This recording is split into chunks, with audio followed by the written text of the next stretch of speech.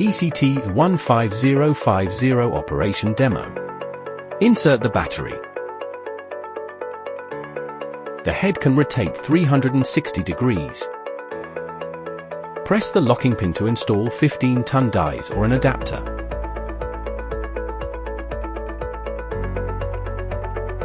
Press the locking pin on the adapter to install the 12-ton dies.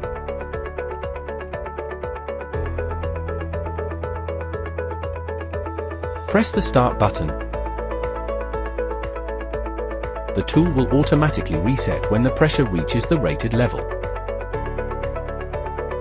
During crimping, press the pressure release button to reset.